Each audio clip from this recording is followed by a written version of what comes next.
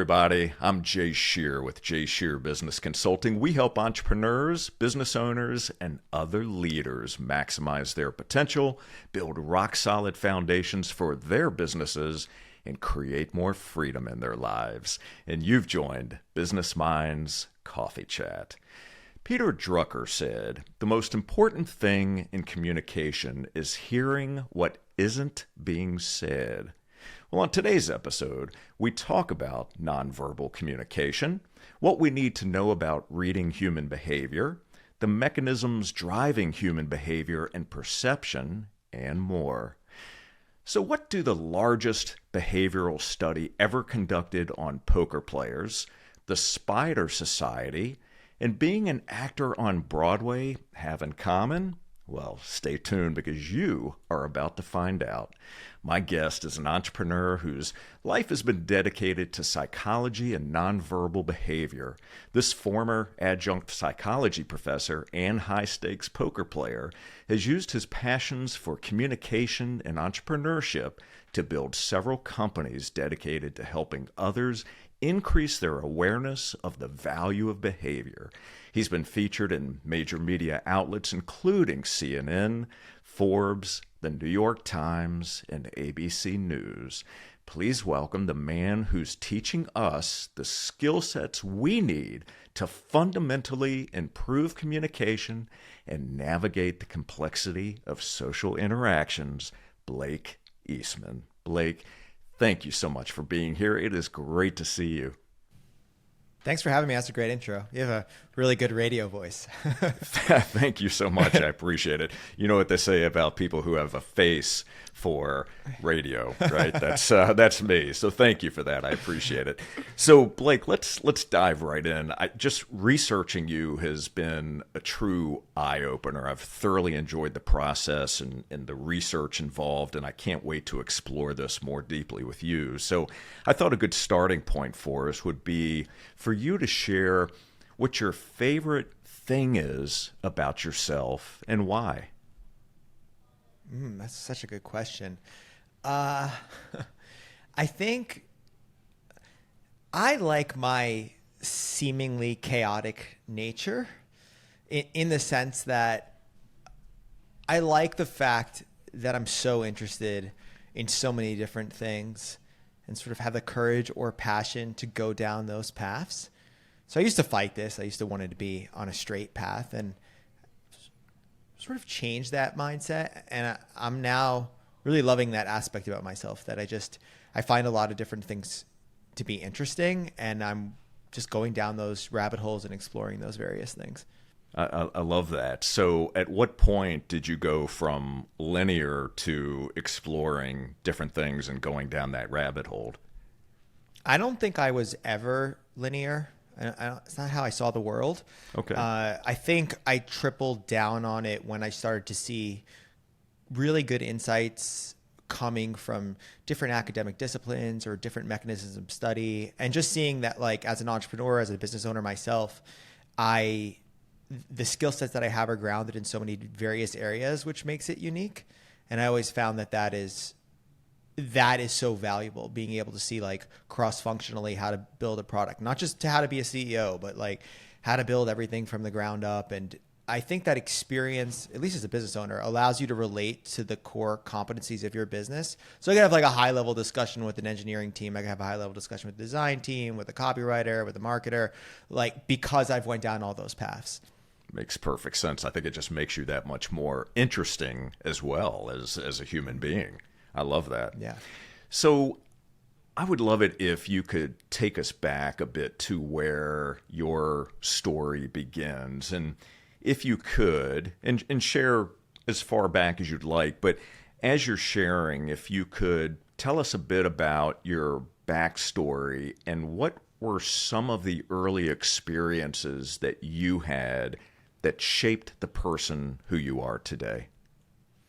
I would say, if we really want to look at what I'm doing now, probably when I was, I'd say like 10, like maybe younger, like 9 to 20, I'd say I experienced like a fair deal of anxiety, specifically social anxiety, which made me pay attention to people and in a certain way probably intellectualize what I do.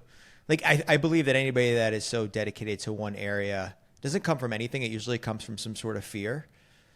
And a lot of the stuff that I do on studying and understanding human behavior was probably grounded in being like afraid of humans and afraid of people at a younger age, which sort of spearheaded everything, in my opinion, at least. If I could look back at my sort of trajectory, it definitely stemmed from that. And what did you discover as you were exploring that more deeply to identify what that was, or where the root of that social anxiety came from? What was the fear based on? So when you think about human interaction or just people in general, what was it specifically that created that sense of fear and anxiety for you? I mean, for me, I was a little bit of a neurotic weirdo in the sense that like it was always worst case scenarios in interactions.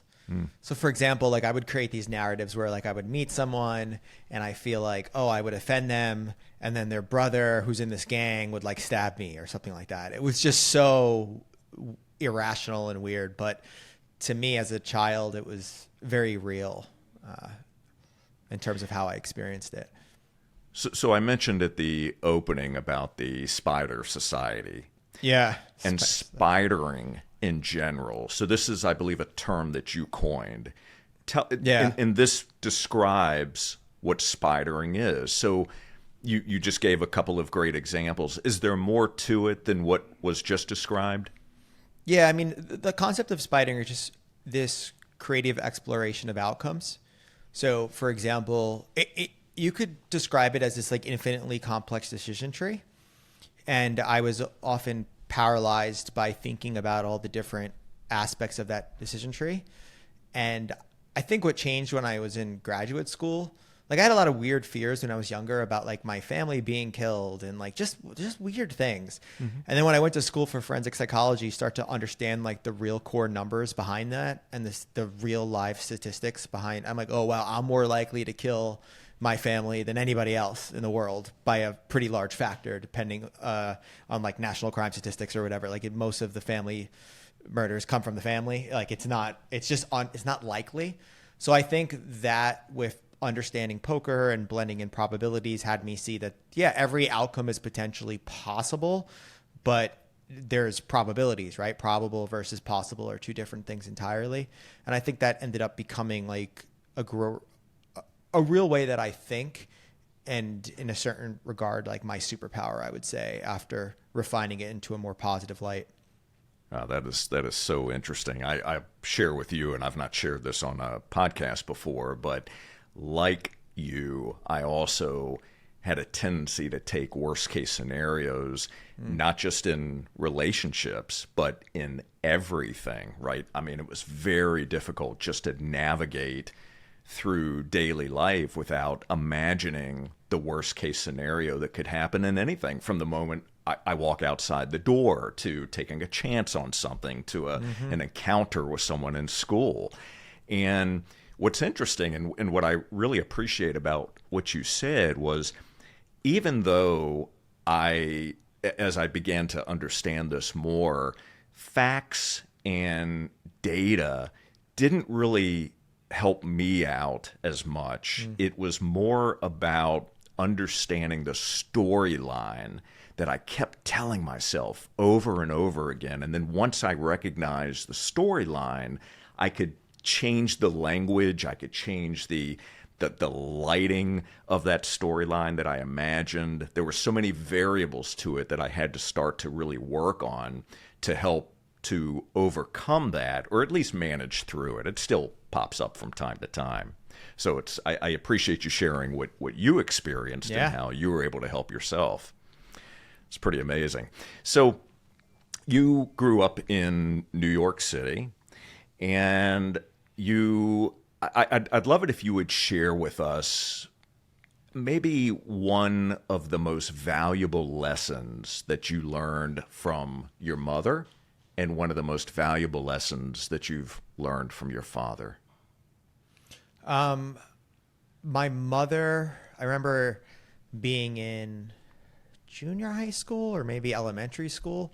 I think it was junior high school. And I had a lot of anxiety. Like, it's a long story, but somebody had told somebody else that I was going to fight them.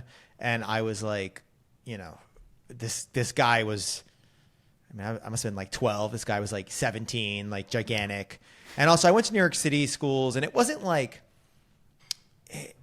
we had metal detectors in our schools. Like it was not super bad, but like bad enough to where I feel like some of the threats could be perceived as real.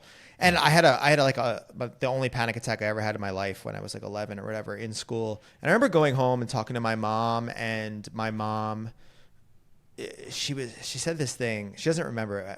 I always tell her, I was like, she was so damn supportive and so there for me as a parent, and just an unconditional level of support. But she said, but you're going to school tomorrow.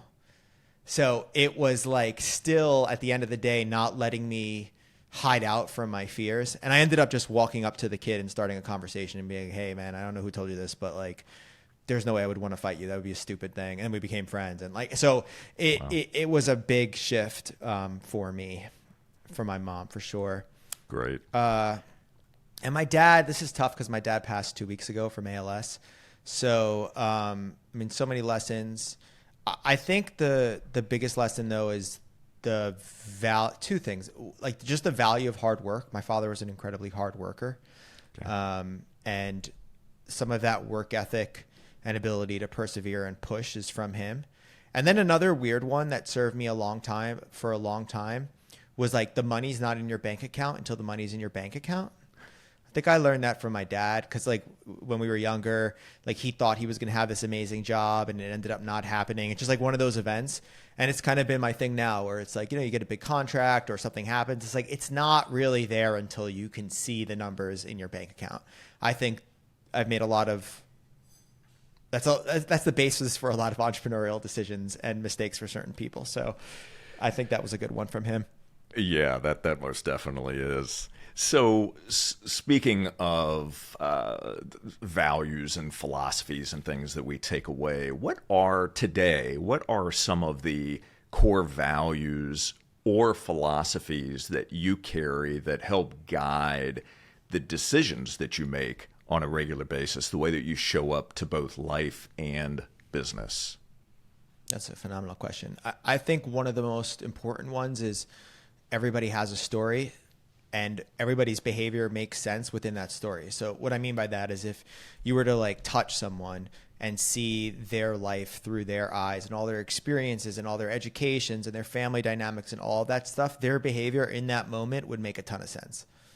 And I don't think we do that much. We judge and we critique and we view things from our own perceptual position, but we don't understand that everybody just has a unique story. So when I see people act maybe, or leaders or whatever, people act how society would perceive as weird or disrespectful or whatever, I don't go towards making them wrong, or I just go towards, interesting, I want to understand why they're like that. And it just gives me a large level of control in social dynamics because I'm not affected by other people maintaining that perspective. Wow.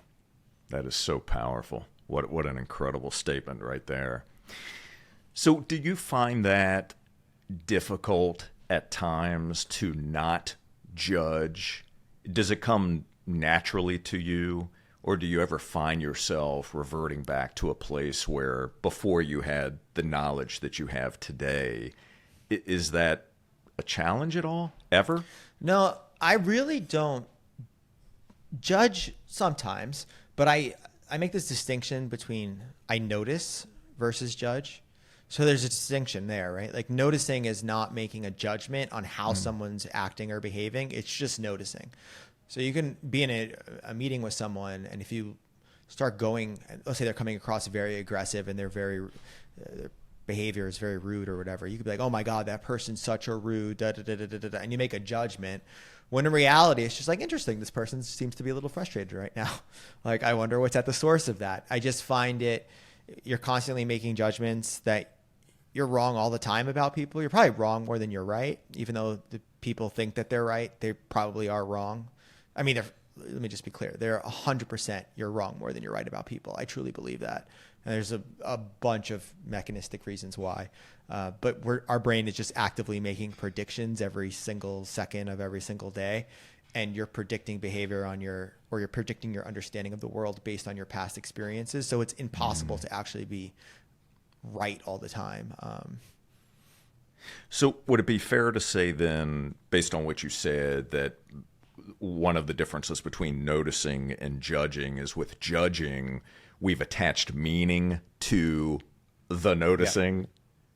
Yeah, so you attach your own contextual meaning or your own reason why. And a lot of people do that, like, oh, this person is this because of this. And it's like, well, you don't really know that. And I've seen that play out in so many different areas of life, from like working with high level executives to teams to relationships. It just happens everywhere. Okay, interesting. So talk to us about entering the world of poker and what ended up transpiring from there, because it seems like that became a catalyst for at least different areas that you began to explore. So I want to start with how you got into it, why you got into it, and I would love it if you would share with us what you learned about yourself through that whole process. Really, I got into poker by the movie Rounders. So I saw the movie Rounders when I was 17 with like Matt Damon and Edward Norton and John Malkovich. Phenomenal movie. And I was like, oh, I want to do this. I want to play poker. I was making like $12 an hour at the time, like working like a job like you do when you're a 17-year-old, or maybe 15 an hour or whatever it was. And I was like, let me learn this. So I bought a book and got obsessive with poker in my normal way of being obsessive. And my trajectory in poker didn't look like, if you read my byline, the assumption is like learn poker. It was like pretty tough from like 17 to like 20. I think it clicked for me at like more like 21 to 22, where I was actually making like real money playing poker. But it was a lot of ups and downs, a lot of volatility, a lot of like learning. And yeah, I mean, poker shape ultimately changed the trajectory of my life. I was going to get a JD MBA and go into mergers and acquisitions. And I was playing with some people in big games, and they were like, you sound like more like an entrepreneur. And poker gave me the, I guess, risk tolerance or honestly, the financial ability to start things, which I wouldn't have had without it. So what was it about the game itself that was so intriguing for you? Was it the financial side of it? Was it learning something that was challenging for you?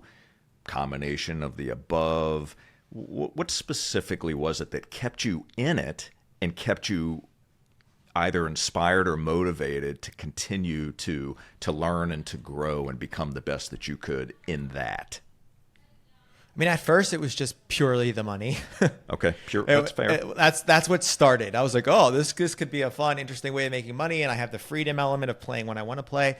But then it started getting into, like, poker is just the most fascinating. There is no game that's more fascinatingly complex and nuanced and interesting than poker. It's a game that at the surface looks very easy. It's very easy to learn how to play and very difficult to master. And I think I found that extremely intriguing. Also, the counterbalance of something being built on a foundation of variance is pretty cool, in the sense that like poker teaches you to understand feedback loops at a completely different level. So like in a lot of business decisions, there's a lot of one-to-one results. So you do something, let's say like you have a landing page and you like change certain things in the landing page and improve the landing page. You immediately get the ROI of those changes and you can measure them immediately. With poker, you could do the right thing over and over and over again and still lose.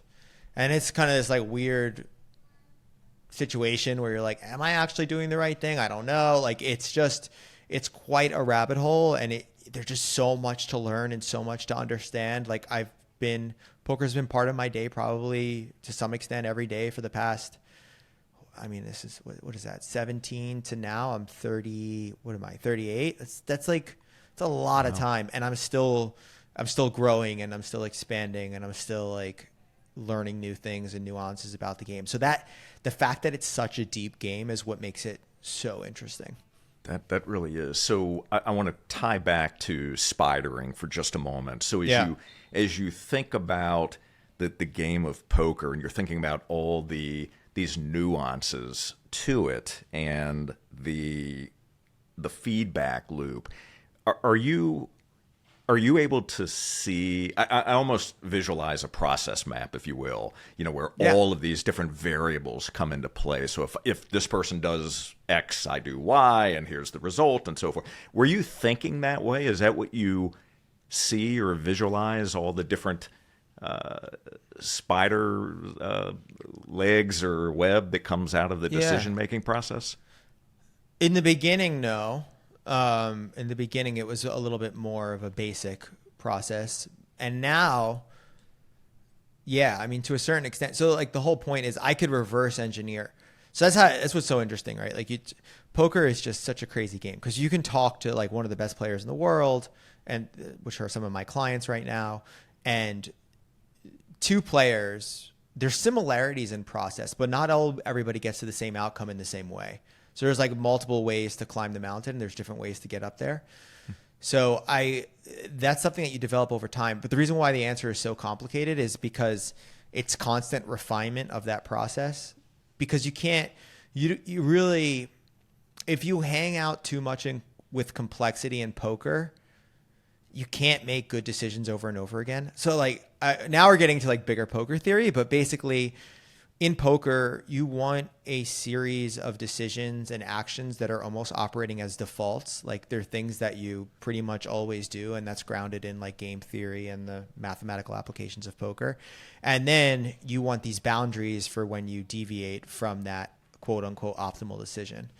And that optimal decision comes from more information. So like your ability to, so for example, like if anybody's playing poker, I don't on this call, like if we take anybody listening to us, take 10 of them and we like put them side by side and we have them watch an hour of a bunch of players playing and we ask them, hey, what's going on?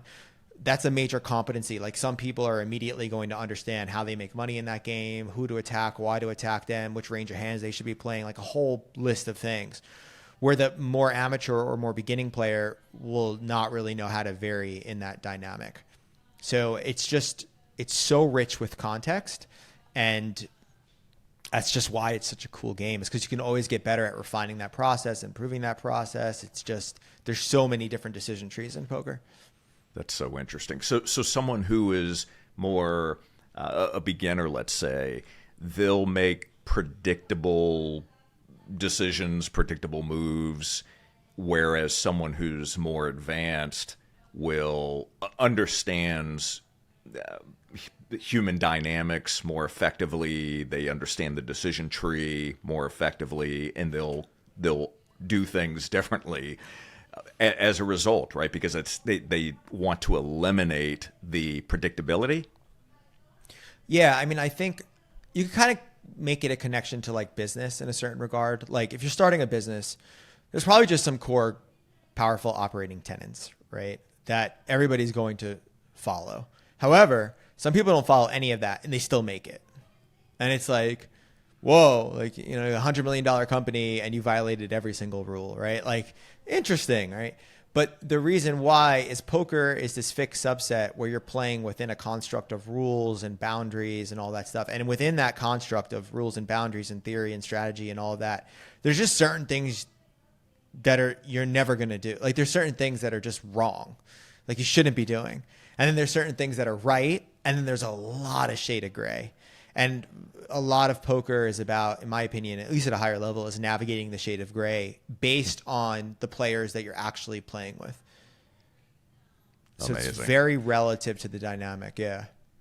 And as you continue to learn and grow and really understand the psychology and the nonverbal communication that you were experiencing, were you able to, or are you able to very quickly be able to see those nonverbal cues, or be able to tell when someone is is not telling the truth about their hand, or understanding the decision that they're going to make? Yeah, I mean, the funny thing is this, is that I almost want to just change. So people make this assumption that's like, oh, nonverbal behavior, poker. But the truth is, like, the bulk of the money that I made in poker had nothing to do with behavior. Like, I wasn't even looking at people. Like, it was all strategy and understanding the nuances of just game flow and game dynamics and all that stuff. It was only till much later in my career, when I wasn't playing full time, that I pursued like really studying the behavioral aspect of poker. And the truth is, like, a lot of people out there, like, they think poker is like, oh, like reading behavior. It's not. Like, I have this sort of rule for our products, for one of our products, for the product that focuses on teaching poker players how to read poker players. I say that you should be able to play poker blindfolded before ever going down this rabbit hole. So it is a massive edge, and it is really good, but you need to be able to understand the nuance of poker for you to make the behavior actually applicable. It's kind of like this. It's kind of like a business right now. Like, somebody, I don't know why this is on top of my head, but someone's like, hey, like, I really want a great dashboard for my organization, and I want KPIs and I want metrics. And it's like, yeah, I can create this like really high level dashboard, but if you don't understand how to manage with metrics, or understand like how to choose the right metrics, like, it's going to be a mistake. And that's what happens a lot from the behavioral side of poker. And that is so interesting. When you did start to apply the more behavioral side to your poker game, did your earnings go up exponentially? I mean, it's tricky because at that time I wasn't playing poker professionally. I was just like, very quickly I was like maybe 21, 22 playing poker, making I was making really good money for my age. And at the end of the day, for a poker professional or somebody's playing full time, it's like this arbitrage opportunity. You're trading your time for money. There is no arbitrage, right? Like, so it's just time for money, time for money. Like, I've made infinitely more in the business of poker and selling products and coaching than I did playing live poker. Like, I have a profitable 7-figure company in the poker vertical. I haven't made tens of millions of dollars or anything like that in poker. So I saw that outcome, and that was probably the entrepreneurial vibe in me. But the truth is, I got a lot better at poker once I started really teaching it. Okay. And also, I just have a really unique experience, because I've like taught people the difference between a straight and flush, and I literally work with the best players in the world. So like, my range of the people that I work with is, so the best players in the world aren't coming to me for anything relating to poker strategy. They're coming for me for like poker tells, nonverbal behavior, dissecting opponents, opponent research, like all of that stuff. But it's given me this really interesting perspective of the game from like the beginner to the top of the top of the top. So it's been cool. That is so cool. So tell us all about the largest study that you did. Why did you decide to do that, and how long was that study running? What was the data set? Yeah. So basically, it started. I had this idea in a long time where I wanted to record poker players and just look at behavior a little bit more. It was crazy. It was supposed to take 3 months, and it ended up taking, I mean, what is this, like the 11th year of it? Wow. So I've done 3 studies so far, one in 2012 or 2013, one in 2015, and we did one over the summer so 2022. Wide range of poker players, from beginners to players that have multiple bracelets and millions of dollars in wins. And we basically set up a bunch of cameras and record them from multiple angles, and then break down every single one of their behaviors and sort of chart it and graph it and come up with a mechanism for better understanding the behavior of poker players. Incredible. So how many of the 3 studies, if you aggregate it, how many poker players have been included? That's like roughly 60, 66, 40, 30. I think like 170-ish. I think we're in that number. But also, like, I mean, the number is a lot higher because I also do research on public databases. So like, I have a database of like all the top players and all the things that they give off that other people pay me to build. So it's cool. It's like I get to break down the behaviors of the people that I grew up watching on television. It was like a cool 360 or That's 180 or whatever you want to call it. Yeah. That's so interesting. So when you talk about this, like we're talking right now, and obviously I'm a layman, right? So I'm learning. Yeah. I'm coming from a place of ignorance, so I'm asking you questions because I want to learn myself. But when you're talking about this with other people who are knowledgeable, do you get super nerdy on it? I mean, that's a good question. I get very, I think I was a little bit more nerdy 4 or 5 years ago. I think what ends up happening is like at first, like you're so excited that somebody reached out with you to like want to learn from you. But then like, I don't want to say that I'm jaded. I'm still like but I've just worked with so many players right now that like, honestly, like I make jokes with some of them when we go out to dinner. I'm like, just don't bring up another hand, man. Because the truth is this, like some of these players, like the players that are on top of top, like a lot of these people are just utterly obsessed with this game. And they have the same level of conviction, curiosity, and intention around poker that I did when I started it. It never decreased for 20 years. And that's why they continue to be in the top. And the top of poker is different. Like it's tough. Like these are all very refined players, people that have been playing a long time. So to be the best and stay the best, it's a lot more work than I think people realize. It's nothing like it was 15 or 20 years ago. It was a lot easier 20 years ago. Is there anything that really surprised you about the results of the study, or maybe continues to surprise you? Anything that you had gone into it thinking, yeah, this is probably what the study is going to say, but did anything just stand out and say, wow, I was not expecting that? I don't think I ever thought that the hands would be the most useful part of the body to pay attention to at a poker table. I don't think I ever would have thought that. They are by far, I don't think anything comes remotely close, even in the biggest games of the world and top players. But once you actually, like, if you think it through, it makes total sense. But when I approached it, I was like, this is weird. Also, I thought that there would be a couple of, I never thought that it would be so variable. There's like, our approach to poker tells is similar to my approach to body language and behavior, where it's like there are trends and there's themes, but at the end of the day, it's about understanding the player and reverse engineering that specific player. So I've seen two top players, similar background, display behaviors that mean completely opposite things. Like we see that with like blink rate, like we see like deviations and changes in blink rate.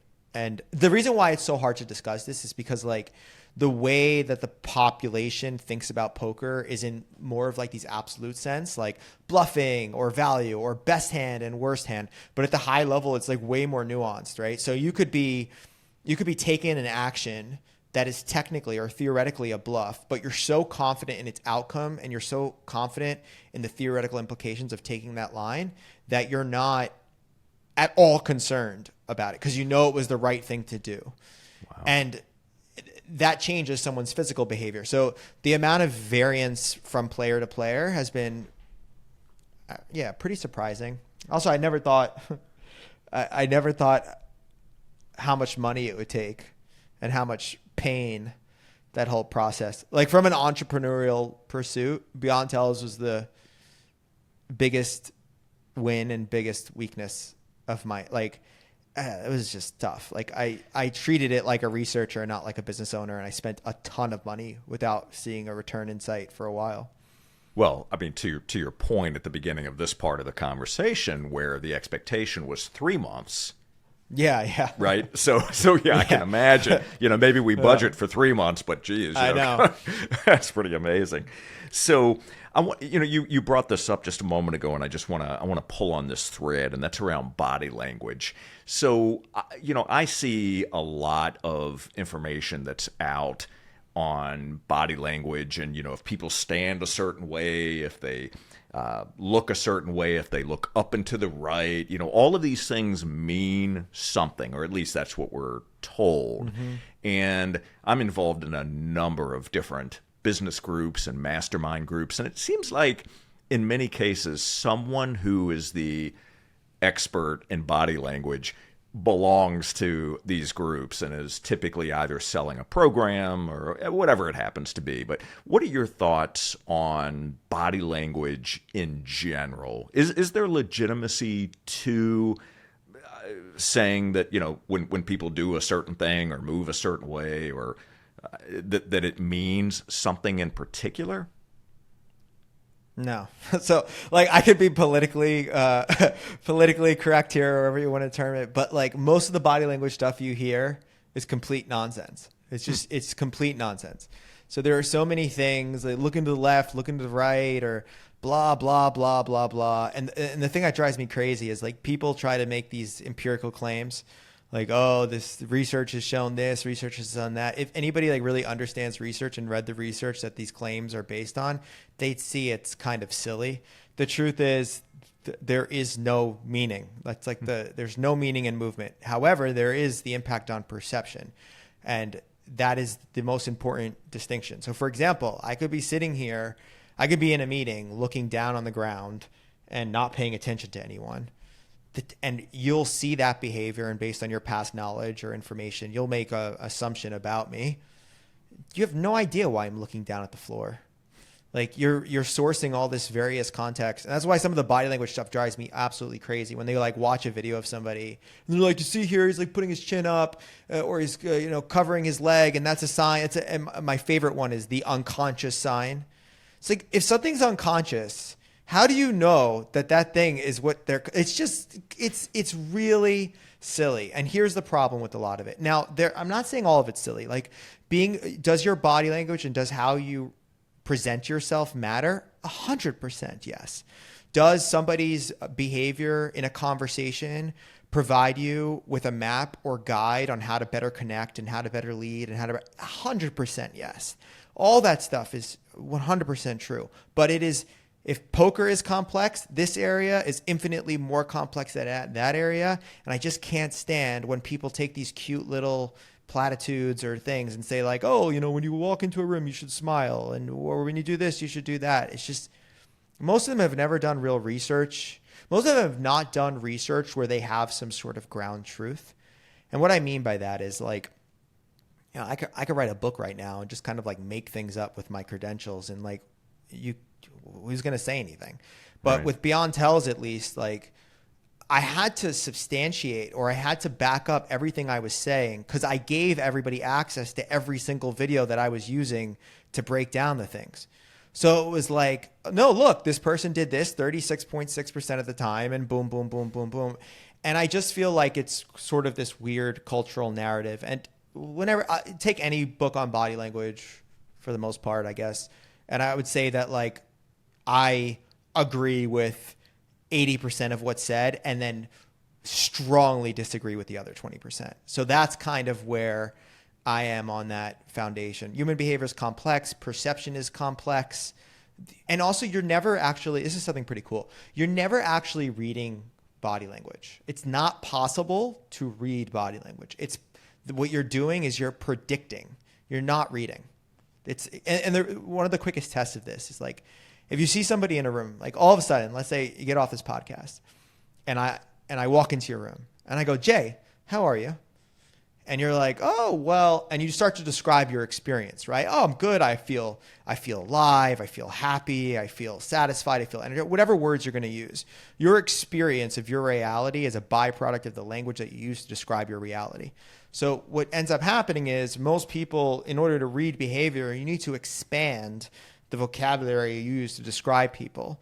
And that's why 5 universal facial expressions and all this stuff, I really believe it's pulling people in the wrong direction. And quite frankly, I get so passionate about it too, because I've seen the negative impact of this stuff. So I've seen people say to me, like, a candidate is perfect for them. They're hiring their CTO. This just happened. They're hiring a new CTO and they're like, they were looking around. I think they were lying. I'm like, who told you that? Like, who told you that like liars make people look around when they're lying? Like, it's just, it's silliness, but it changes the way people perceive the world. And it creates these barriers for connecting and for understanding one another, because somebody in some book who's some quote unquote body language expert said this thing. And I'm just like very anti that. Yeah. Well, first of all, thank you for sharing. Yeah, for my rant. No, but I appreciate it, and I can feel your passion and your energy. Yeah. So it starts to get to me. Well, but so okay. So other than being on this podcast as an example where your message is amplified and you're talking about it, right? And you're saying, you're giving us important things to consider, and that it's really not science backed, etc. What more can you do? What more do you do to educate the clients that you work with and educate those who want to come into your ecosystem? So, I mean, we do a lot of courses and programs. I've got like this free thing coming out called Beyond Body Language. That's like a deep dive into this. But the truth is I'm building software. So my other company, Behavioral Robotics, is teaching machines to read human behavior in a way that's kind of grounded in the framework that I just discussed. So for example, like a smile, put it this way. If you walk into a room and try to read the room, that's one thing, right? I'm not saying you can't. You definitely could read themes and context and all that stuff. I'm obviously thinking this is an incredible people skill. But if I had a camera on you and I followed you, let's just say in your room while you were working over the course of like 2 weeks, there'd be an insane level of insights because you just have so much patterns in your behavior. So for example, you probably have a smile that you execute when you want to leave a conversation. It's this mixture of social coordination where you're trying to be nice, but at the same time, you kind of want to go, right? Like there's that smile, right? And there's probably a smile that's more indicative of when you're happy or feel safe, and a smile that feels forced and all that. So like, and all these properties are embedded or displayed in like the nuance of data, and machines can do this way better than we can. So like, that's my bigger goal, is to teach machines to read human behavior. And we've made a lot of like pretty incredible progress on certain aspects of this. That is so amazing. So using machines to be able to read behavior and analyze it, what happens with the information next? So machines create this. Does it become a teaching tool? Does it become, here are the different categories, and here's what we can learn about human relations and connections and what we should be doing or not do, and what happens with the information? So the raw information gets processed a ton of different ways, and it would take me an hour to sort of explain it. But basically, there's a behavioral analytics or metrics revolving. I'll at a higher level, I'll talk you through. So like you've got all this fixed data points on your face. Let's say like 400 landmarks that a lot of people are using. We use different things. We sort of map out the actual facial structure, and then even predict wrinkles and folds in people's, like, because a lot of, when you're reading somebody, you're not just seeing movement, you're seeing like how that movement manifests on someone's face. So like the wrinkles and folds in top of my eyes, we have like software that can basically determine the depth of that gap between my skin, and take all of this data and every word that's being said, and then like run that through a bunch of different models. So like one is like a more of an analytics model that has different versions. So like our model for understanding smiles is called Cheshire, which is basically quantifying smiles in terms of timing and duration and speed and style and all that stuff. And all that's just like raw data. And then there's the perception element. So what's interesting is like have you ever seen those like machine learning AI things where like someone going like this and it's like happy? Like that's not true, right? Like you can smile because you're not happy. It's like we make an inference about a state. So we're using language and using perception data, so how other people respond, to understand the trends and themes in human behavior. So for example, like I could determine with a pretty high accuracy who on a team is the least liked just based on like one Zoom interaction, right? Because they're not, this is what it's not meaning, but because we're meaning making machines, we make meaning out of things. So like in Northeastern cultures, or just pretty much American culture, social coordination is what the face is used most of the time, right? You're talking to someone and you're like nodding your head, or you're smiling, or you're like, oh, that's interesting. Da, da, da. People with low facial coordination scores, like they don't move their face, they pretty much always have certain levels of problems. Because what ends up happening is people make meaning out of the lack of facial movement.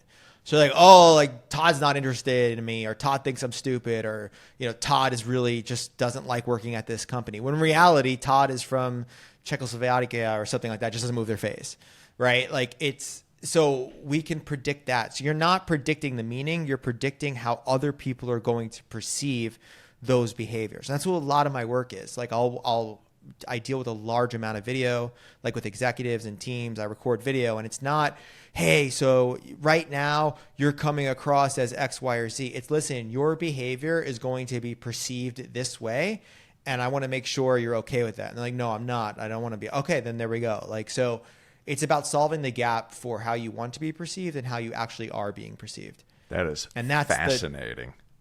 That's trickier because everybody sees the world different. There's trends and themes, but everybody sees the world differently. So that's why it's such a complex puzzle, and it's so cool when you view it that way. That is so cool. Okay, so now that you've analyzed me, you're recording me, you're looking at the videos, and you're explaining to me how I'm showing up, right, to others, and is that really how I want to show up? So with the next step or part of your service, is it helping them? It's helping them make behavioral changes, right? So if I were to say to you, Blake, you've shown me all of this information. This is how I'm showing up. Maybe this is why I'm not either advancing in my career, or maybe I'm not able to be able to build relationships effectively. Now that I know that, what can I do to change certain behaviors that are going to help me become a better version of myself? That would be a next step.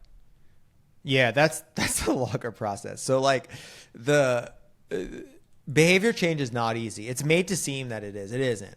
The truth is, most of this is, in my opinion and from my experience, most of the way that you show up is a byproduct of like earlier childhood experiences. So a lot of the work I do is like looking back at the, relationship dynamics and all that type stuff, but it's repeated like awareness over time. So like in our programs, we have people that you talk to people throughout the entire program, and our software is breaking down everything to find out like what are your problematic points, so that like I can sort of just help them. What's interesting is for a large percentage of people, I would say, 40% or something like that, when you show somebody themselves on video, most people will be like, oh yeah, like they get it. They're like, yeah, I came across a certain, I don't like that way. And it's so much easier to change. But there's certain people that they don't. And that's when it gets a little bit more tricky or a little bit more nuanced. Like I remember my wife was, I think canceling something. I don't know what she was doing. She was doing something and she was recording a voice note, right? And she starts off and she's like, hey, so I can't, and then she redoes it. And she's like, hey, and she starts adjusting her tone every single message. And I'm just sitting there listening. And the fourth one was so perfect. It was a balance of like compassion, but assertion that she can't do it. And da-da-da. And I said to her, I was like, that's a skill that most people don't have. Like most people don't know how to adjust their tonality in a way that it'll land in alignment with perception. And I feel like, I guess bad's not the word, but a lot of empathy or a lot of understanding. I can't imagine navigating this infinitely complex world of people without those skill sets. And I'm really dedicated towards teaching those skill sets and bringing them to the masses to sort of democratize this skill set, but in a way that has integrity, in a way that works, and not in a top 20 body language tips kind of format, right? So I think I'm a little bit more long form, a little bit more robust. My programs aren't a 6-week course. It's a year-long thing. Like I go deeper, and I think that's where you truly get results.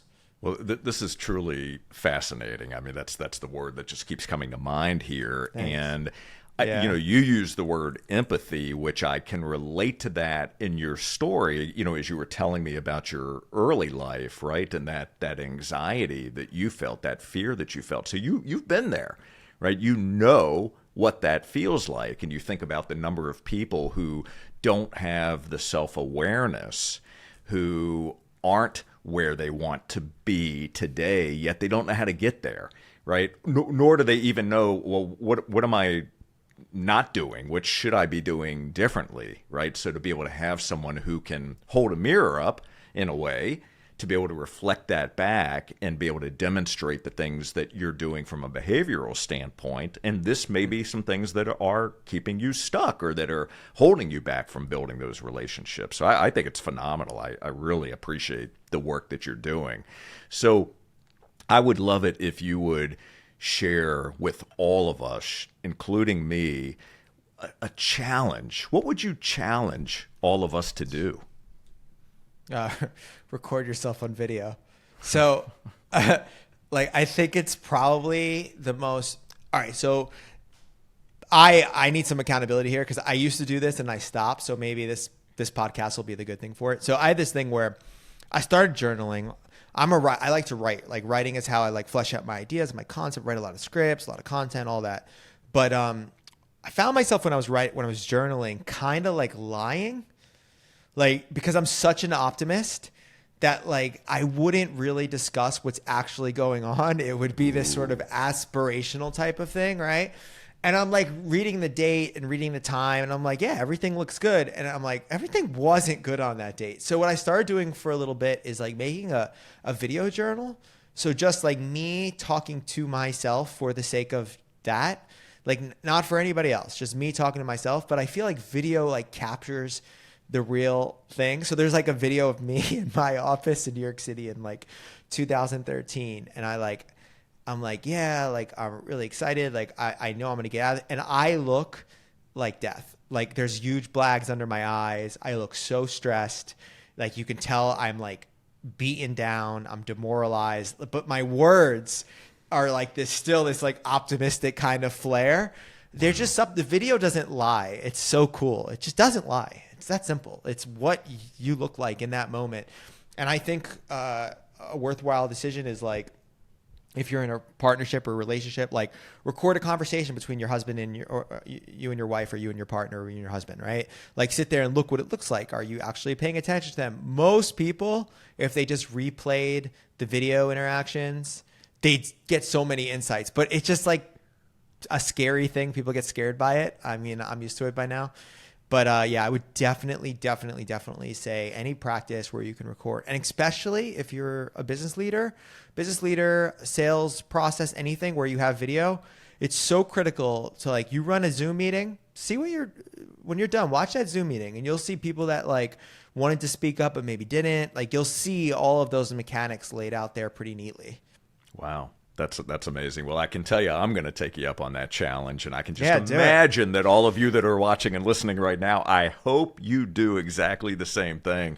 You know, as you were telling me the story about you journaling and that you're such an optimist and that you really weren't telling the truth in your own journal. Oh my gosh, did that land with me, because I have been there myself, right? It's very difficult sometimes, even on video, and I have done video too. I create a video every day.